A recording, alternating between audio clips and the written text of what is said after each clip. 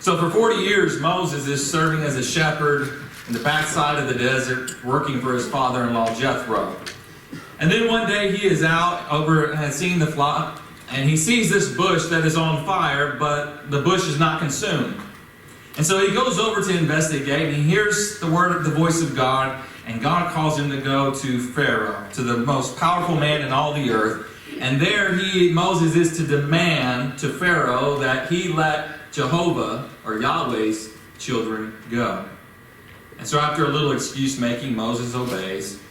And so we know that it takes the 10 plagues on the land of Egypt to free the children of Israel from bondage and from slavery. We see that they are free to leave the land and head towards the promised land. The land that had been promised to their forefathers, Abraham, Isaac, and Jacob. And it seems like it would be a pretty easy journey to make. If you pull up a map, and I had a map pulled up, but for some reason technology isn't liking me this morning. But if you were to pull up a map of the Exodus, you would see that it's a very simple route. Isaiah chapter 9 verse 1 tells us the most obvious path that they, the most obvious road they would have taken, and it was called the Way of the Sea. And it was a popular road, it was scenic, it was a popularly traveled road. And so from where they are in Ramses, Egypt to the Promised Land is about 175 miles. And so they head off towards the Promised Land.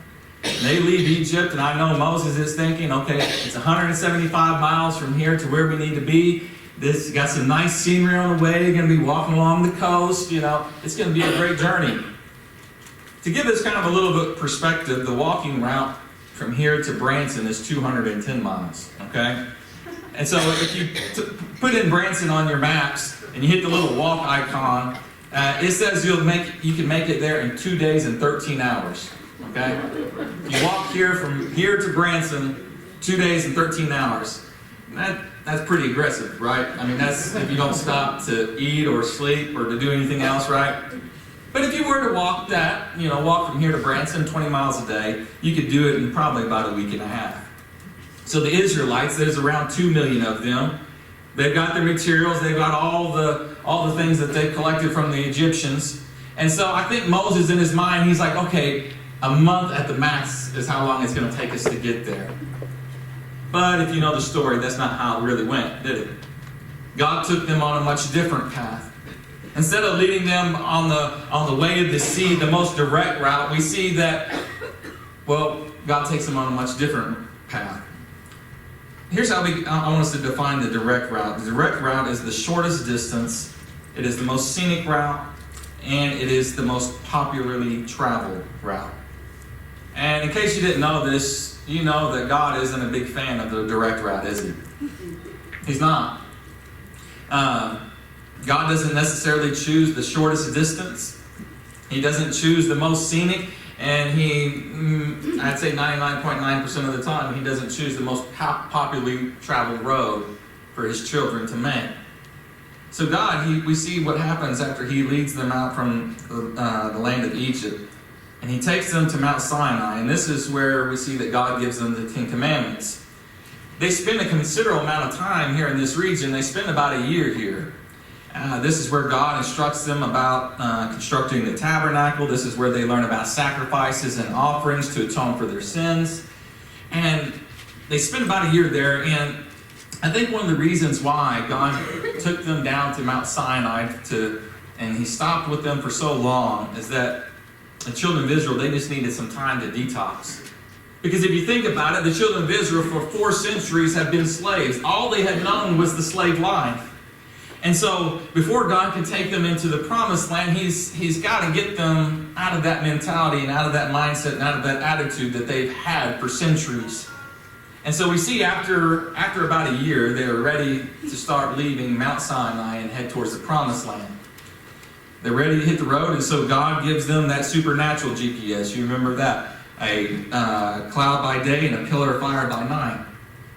And so we see at Mount Sinai was a long pit stop, but it still should take them about a week and a half, a month, a little over a month at max because of how many people are traveling. But if you look in Deuteronomy chapter 1, verses 2 and 3, The scriptures record, it says, it is 11 days' journey from Horeb by the way of Mount Seir to Kadesh Barnea. In the 40th year, on the first day of the 11th month, Moses spoke to the people of Israel according to all that the Lord had given him in commandment to them. So you take a ride on Mount Seir Road, you stay on that for 11 days, and bam, you're at the promised land, right? 11 days is the goal. But what we see, it took 39 years. Are any of y'all like me, when you travel, it's kind of a competition, right? Especially now that you have maps, you have GPS on your phone, and you can plug it in, and it says you got to be there. You know, you should arrive at this time, your ETA. And I don't know if you're like me, but when I look at that, I'm like, oh, I can beat that time, right? See how many minutes I can shave off here. Can you imagine for Moses? He pulls out of his map 11 days. 39 years later. 39 years later. What should have taken 11 days turns into a 39-year journey. And this period here in Israel's history is known as the wandering. They spend 39 years in the wilderness just wandering. Most of the time just going in circles, seeing the same scenery. I got to imagine there was somebody in that group that said, you know what? I think we just passed that rock just a week ago, right? But God doesn't take them on the most direct path. Instead, He just leads them around. Wandering, this is how we could define it. Wandering is living in the space between where I am and where I want to be. It's living in the space between where I am and where I want to be. And God, what I want you to see this morning is that God does a lot of His work in us in this space. He does a lot of work in us while we are wandering. Because I think I would be safe to assume this morning that for many of you, this describes your life. You're living in the space between where you are and where you want to be. You're living in the space between graduating and getting a real job. Right, back row? That's where the teens are. Living in the space between dating and getting married. Living in the space between starting a family and deciding to have a child. Living in the space between diagnosis and remission. Living in the space between going into debt and getting out of debt. Living in the space between being let go and having to find new employment. Living in the space between saying goodbye to a loved one and then one day being reunited with them again. You see, it's this space between is where we usually find ourselves in this life. And so my question for you this morning is how do you live? How do you live in the space between? Because how do you respond to God when it is a time of wandering? When it just does seem like every day and every week is the same. Most of us, I don't think we do very well with this time. Because we're just not really about the journey. I mean, we're all about the destination, because I think our primary goal in any journey is what? Is to get the journey over as quick as possible and get to our destination, right? I mean, yes, that's one of the reasons why I don't like going on, family trips with my kids. Because I know one of the questions that I'm going to get asked over and over and over and over on that trip is, are we there yet? Are we there yet? I mean, there was one time we ain't even made it a half mile down the road. Titus was like, are we there yet? I'm like, no, buddy, we still got hours, okay? Because what? They're just wanting to get it over with. And if we be honest this morning, that's the way we are in our journey. We just want to get it over with. And I was thinking about the hymns that we sing. A lot of the hymns that we sing is about heaven, isn't it? Because we're all about the destination. But what God wants us to be concerned about with is the journey itself.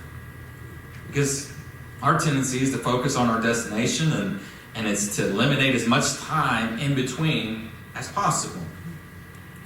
Think about it, we are constantly in a hurry. And this kind of marks our lives as a culture. And I was watching this interesting speech the other day where this woman was saying that the technology is making our lives in such a speed that we cannot keep up with it. I mean, we are constantly in a hurry. We are constantly busy. All these things that are supposed to improve our lives and give us more time, right, are actually creating less time in our life. How many of you would say that you're in a hurry in life? Would any of you be willing to admit it? Some of y'all are in denial. I see it in your faces. You're like, well, I've got a quiz here. I want to ask you some questions to determine whether you're a hurry in life. And I want you to answer them honestly. One, because you're in church, okay? So this first question. I have cut through a gas station to avoid stopping at a red light. Anybody ever done that one? Mm-hmm. I frequently look at my clock or my watch nearby. Yeah, I see y'all doing that all the time in service. Maybe this one's for the younger generation, but I become irritated when the person in front of me at the checkout line decides to pay with a check, decides to write a check, right? I often find myself finishing other people's sentences for them because I don't have time for you to spit it out, right? Number 5, I feel compelled to leave the church early so that I can beat the Sunday lunch rush. Yeah. And I get it. I'm the same way. We're just always in a hurry and always trying to eliminate as much time from that space between because we don't like the journey. We just want to get to the destination. And this happens, when we go on family vacations, and Jess said, why are we in such a hurry? And I'm like, well, I'm in a hurry to get there. And she's like, well, what are we going to do when we get there? And I'm like, well, nothing. We're just going to rest. And she's like, so you're in a hurry to do nothing? And I'm like, yes, now you get it. Okay? But here's the inescapable conclusion when you read through the whole story is that what? That God is not in a hurry. I mean, we might be in a hurry, and our expectation might be of hurry, but what we see in the story that God is not in a hurry. Abraham, he's going to be the father of a great nation, and then decades later, he finally has a son. Joseph has this dream that he's going to, that he would become, a powerful man. But then he becomes a slave, and then he becomes a prisoner, and then some 13 years later, he finally reaches that position. Moses, 40 years in the desert. There's a burning bush. David's anointed to become king of Israel, but it takes 20 years for him to reach the throne. And so that's why I say that God is not in a hurry. And in our story, what should take 11 days, takes 39 years. And I think this is why that God is more concerned with who you are becoming than where you are going. He is more concerned with who you are becoming than where you are going. And that's hard for us. I understand. We're all about where we are going. We're all about the destination. But God is more concerned about who you are becoming on the journey than where you are going. And so He's going to do some work in His people on this journey until they get some things figured out, until they grow into the people He wants them to be. And you think about it, they've got some time to think in the wilderness, right? They don't have TVs, they don't have all these distractions, so God is going to take them out in the wilderness so that they will just be able to focus on Him. So He's going to work in the hearts of the people because ultimately He's more concerned. He's ultimately more concerned with who they are. And this is true in your life. This is true in your life. We want to get the waiting over with. But what I want you to see this morning is what God does when we are waiting is more important than what we are waiting for. What God does in us as we are waiting is more important than what we are waiting for. Wandering is part of becoming. And so let's look at how Israel deals with their time in the space between. If you read through this account, Exodus and Numbers, here's what you're going to find is the major theme of this time of wandering, and that is whining and complaining. Whining and complaining. And you can make the case for the whining and complaining that because it's a lack of faith and a lack of unbelief, right? Because lack of faith tends to come to the surface in the form of whining and complaining. I mean, that's why we don't have confidence in the driver to just sit in the back seat and enjoy the ride, right? That's why we complain. And that's why we complain, are we there yet?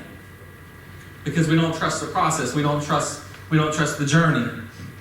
So oftentimes, lack of faith is often revealed in our murmuring and our grumbling and our whining and our complaining.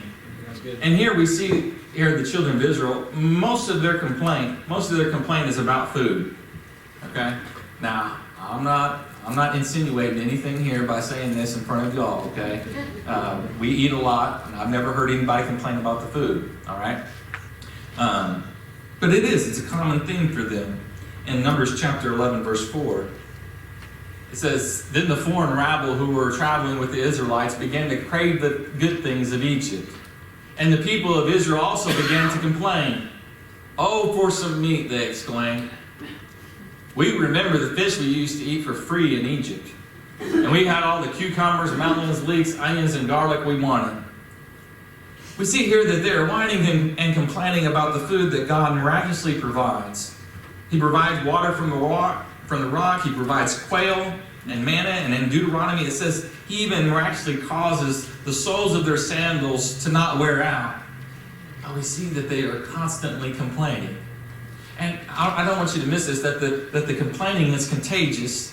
It starts with the outskirts of the camp, but then it's quickly moves to the whole camp. And so now everyone is just complaining. And you see this, you know how this works.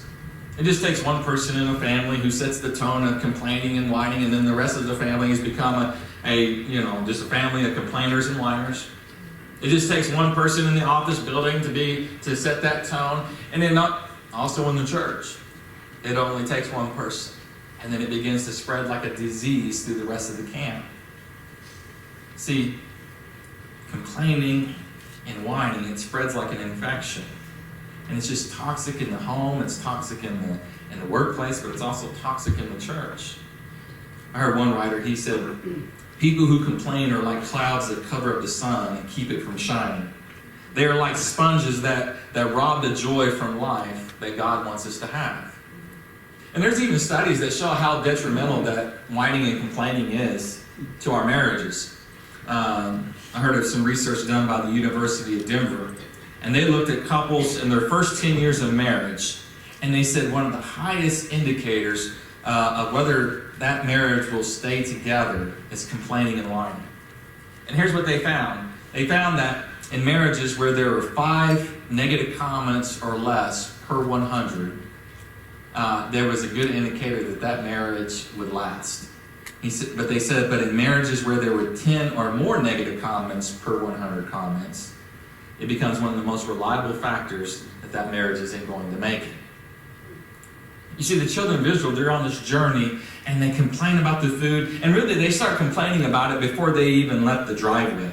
Because if you look at Exodus chapter 16,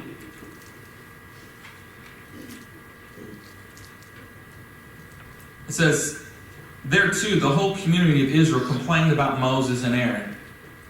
'We don't like what we're eating, so we don't like the leaders.' And they said, 'If only the Lord had killed us back in Egypt,' they moaned." They're serious about their comfort, and they're serious about the food to be fed. What did they say? "There we sat around pots filled with meat and ate all the bread we wanted. But now you have brought us into this wilderness to starve us all to death." They were slaves in Egypt, but they were making it sound like they were having this big fondue party in Egypt, right? I mean, they just sat around pots of meat all day. And do you remember the hibachi grill in Egypt? Oh, it was so wonderful. I mean, we just had to be able to eat whatever we wanted. No, you were slaves. You were in bondage. But you see, that is what people do who complain. That's what they do. They see every situation as better than the one that they are in. Whether it's a situation from the past or someone else's situation, anything's better than what I'm in. Anything is better than what I got. And so what we see here is that if whining and complaining is a theme of this journey, then we see equally so that God's grace and His provision is also equally so. Because God shows grace and He provides for His people time and time again, even though they are constantly, "This isn't good enough. This is not what we wanted. We want to go back to Egypt." Remember how good it was in Egypt? But eventually, we see that God gets tired of their whining and complaining. He gets tired of hearing this grumbling and this murmuring about the journey. You see, what expectations did the children of Israel have on this journey? Well, they saw what? God work His strength, His power, and His glory, and His might, and their freedom. Through those 10 plagues, they saw Him do it all. And so I'm thinking that they probably thought, okay, this journey that we're going to take, it's going to be filled with comfort. You know, God's going to repay us for all those years that we spent in slavery bondage. God's going to make things comfortable for us. But you see, the idol that God had to tear from their hearts, and that for some of them they never gave it up, was the idol of comfort. Because, I mean, that's really what this all boils down to. That the journey isn't as comfortable as I expected it to be. And they had this expectation that the journey was going to be this carefree, concern-free, no struggles, no trials. But that's the exact reason why God took them into the wilderness. You can read in Deuteronomy that the reason why God sent them into the wilderness and why they spent so much time wandering is because God was going to test His people to see if it was in their hearts, whether they would fear Him, whether they would love Him, and whether they would cling to Him. And so sometimes when the journey doesn't go the way that we expect it to go, maybe it's God testing us to see if we will still be faithful even though the journey hasn't gone the way that we expected it to. For the children of Israel, God has enough. And He says, okay, you want meat? I'll give you meat. You want what you had in Egypt? Okay, I'll give you what you had in Egypt. In Numbers chapter 11, verse 18 and 19 and 20, it says, and say to the people, purify yourselves, for tomorrow you will have meat to eat. You were whining, and the Lord heard you when you cried. Oh, for some meat, we were better off in Egypt. Now the Lord will give you meat, and you will have to eat it. And it won't be just for a day or two, or for 5 or 10 or even 20. You will eat it for a whole month until you gag and are sick of it. For you have rejected the Lord. And who here is among you? And you have whined to Him, saying, why did we ever leave Egypt? So, okay, you want meat? Is that really what you want? Okay, you're going to eat meat until it comes out of your nostrils. And you loathe it.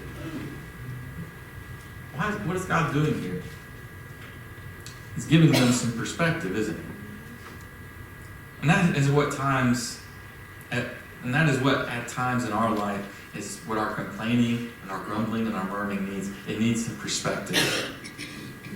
Because you think about it, out of all the people in all the world, we should be the most grateful. And we should be the less complaining. And we should be the less whining.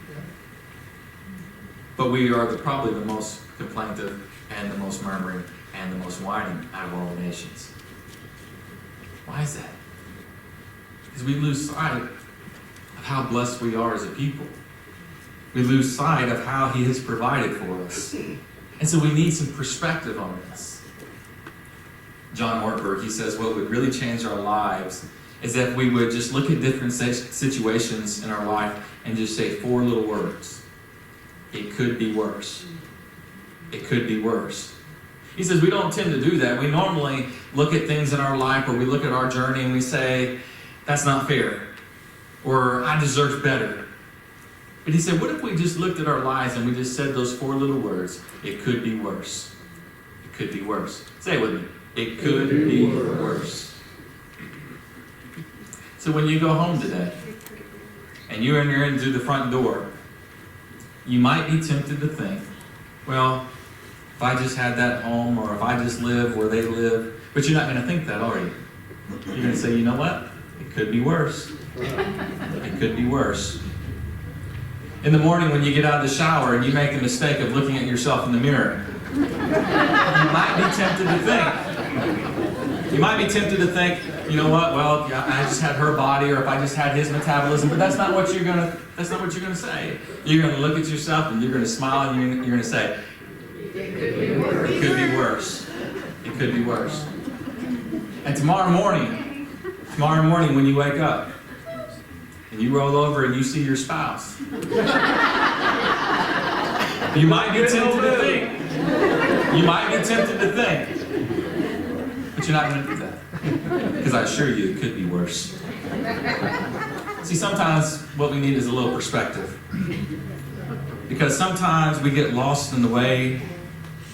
We get lost in the way we think things should be. And it doesn't seem fair. And we look at how others are living and what they have. And we just need a little perspective. Eventually, a whole generation is lost. Their carcasses are left in the wilderness because they couldn't get this figured out. I mean, we don't think complaining and whining is a big deal, but it is to God. Because as Paul speaks about this in 1 Corinthians chapter 10, verse 10, and he says, "And don't grumble as some of them did, and then were destroyed by the angel of death." Really? God responded and reacted that way because the people complained and they whined and they grumbled and they murmured about what he had given them? You see, you know why complaining and whining is such a big deal to God? It is because whining is the opposite of worship. You see, worship is giving God glory. It's recognizing, it's acknowledging God and what he has done in your life and what he has provided for you. But whining is ignoring God. It's neglecting God. And you're sitting there looking about all the things that you don't have. It's the exact opposite of worship. And so we know that our lives, it is to be all about worship. That God calls us in each and every situation that what? To rejoice in everything. In everything give thanks. In everything acknowledge his presence, acknowledge his grace, and then acknowledge that, you know what? You don't deserve one thing that you have. And so if there's something in your life that you don't have, just think about all the things that are in your life that he didn't have to give you.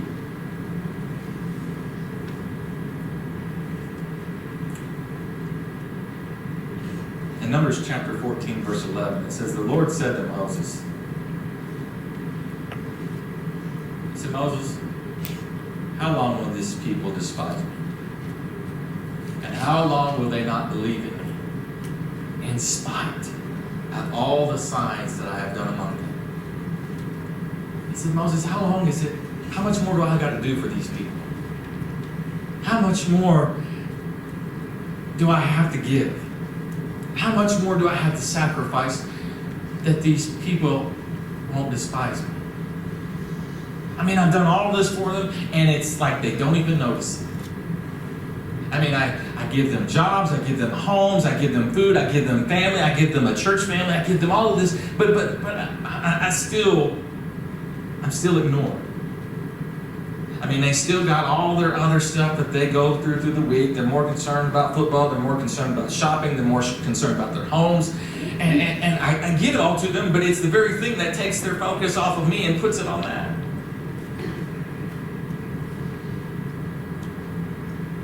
Maybe God is asking some of us this morning, how much more do I have to give you? How much more do I have to give you before you will walk with me? How much more do I got to shovel out that your focus will be on me? And that your love will be for me. And it won't be for the things that you have and your spite for the things that you don't have.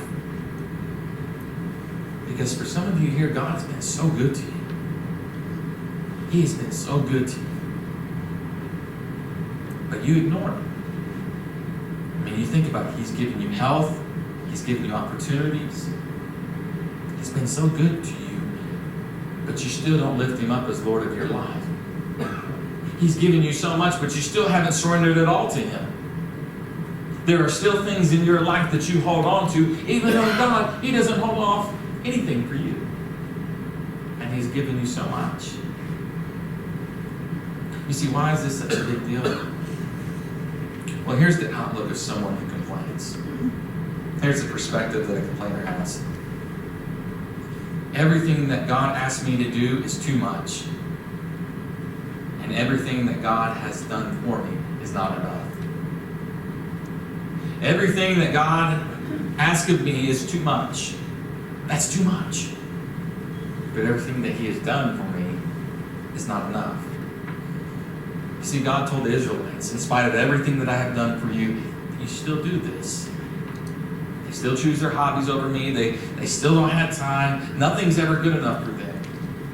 And really, what this all boils down to one question, and that is, am I good enough for you? Is God good enough for you? Has what God has done in your life, what He has provided, what He has sacrificed, and you think about, we usually think about blessings in the material sense. But Paul said that He has provided us richly with all things. And what does that mean? All the spiritual things that we need to become more like Christ, He has provided for us in this life. He's given you His Word. He's given you His Spirit. Why? So that in your journey, He's more concerned with who you are becoming than where you are going. And so this morning, maybe if you were honest this morning, maybe you have taken your focus off of God and you've put it on the things that you have and the things that you don't have. I mean, to be honest, I've never heard anybody say, you know what, my problem is I just complain too much. I do. I just whine too much. That's really my biggest problem I have. If I could just get that out. No, we don't, because we don't see it. But we can tell that. We can see that and how we respond to God. And so if worship is the opposite of whining and complaining and grumbling and opposite of how we can go through the waiting and the wandering negatively, in each and every situation, what does God want us to do? He wants us to worship.